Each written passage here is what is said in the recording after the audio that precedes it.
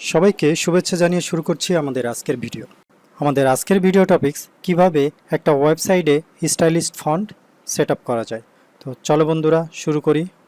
সাধারণত আপনারা যদি ওয়েবসাইটের ডিফল্ট বাংলা ফন্ট যদি চেঞ্জ না করেন তাহলে ইউনিকোড যে ডিফল্ট ফন্টটা দেওয়া আছে ওটাই শো করবে।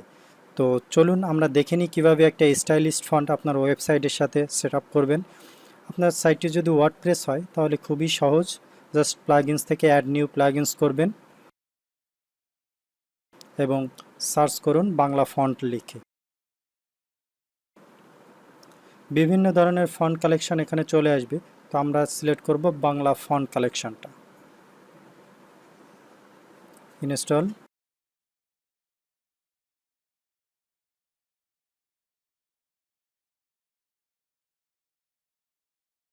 এখন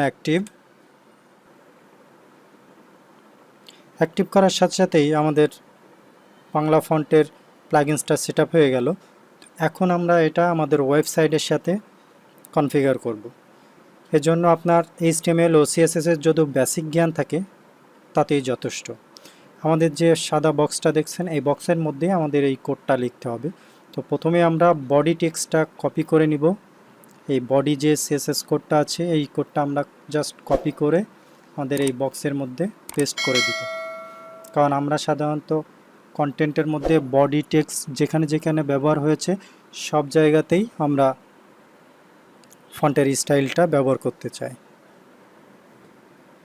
এছাড়াও আরও অনেকভাবে আপনারা কিন্তু ফন্টটা সেটআপ করতে পারবেন। বিভিন্ন বাটনে, এইসন হেডার ট্যাগে বা আপনারা যে কোনো কমেন্টে, লিঙ্কডইনে সব কিছুতেই কিন্তু আপনারা এই স্টাইলিশ ফন্টটা সেটআপ করতে পারবেন। এবং সর্বশেষ সেভ চেঞ্জ। তো সেভ চেঞ্জের পরে দেখি আমাদের ওয়েবসাইটে চেঞ্জ হয়েছে কিনা। Just reload.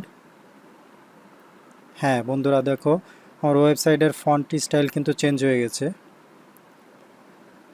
যেহেতু আমরা বডিতে ইউজ করেছি সেহেতু বডি টেক্সটটাই অনলি চেঞ্জ হয়েছে, কোনো হেডার কিন্তু চেঞ্জ হয়নি। হেডার যেমন ছিল ঠিক তেমনই আছে। তো চলো আমরা দেখি কিভাবে হেডারের ফন্টটা চেঞ্জ করতে হয়। আমরা এখন ঠিক এই কোডের নিচেই হেডিং ট্যাগটা ইউজ করব। আমরা জানি হেডিং ট্যাগ 6টা হয়, H1, H2, H3, H4, H5 এবং H6। তো এই 6টা ট্যাগ আমরা ইউজ করব। সাথে কোন ফন্টটা আমরা দিতে চাই ওই ফন্টটাও কপি করে জাস্ট এর মধ্যে পেস্ট করে দিই। ওকে, সেভ চেঞ্জ। এখন আমরা একবার রিলোড করে দেখি। দেখুন আমাদের ফন্টের স্টাইল কিন্তু চেঞ্জ হয়ে গেছে।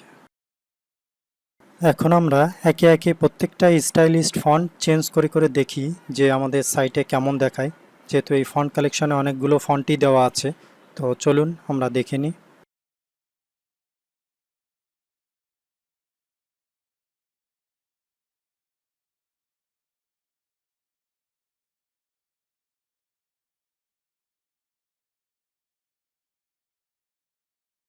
তো আশা করি আপনারা বুঝতে পেরেছেন যে কিভাবে একটা বাংলা ওয়েবসাইটে একটি স্টাইলিশ ফন্ট সেট আপ করা যায়।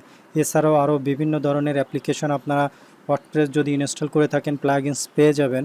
যেমন বাংলা ফন্ট আছে, সাথে আপনার গুগল ফন্ট আছে। গুগল ফন্টটাও আপনারা ইউজ করে দেখতে পারেন। গুগল ফন্টেও কিছু বাংলা ফন্ট দেওয়া আছে বিল্ট ইন। তো ওখান থেকেও কিন্তু আপনারা বাংলা ফন্ট ব্যবহার করতে পারেন।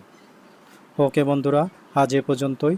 যদি ভালো লেগে থাকে অবশ্যই আমার চ্যানেলটি সাবস্ক্রাইব করে পাশে থাকা বেল আইকনে প্রেস করে রাখবেন, তাহলে নতুন কোনো ভিডিও আসা মাত্রই আপনারা নোটিফিকেশন পেয়ে যাবেন। আজ এ পর্যন্তই। আল্লাহ হাফেজ।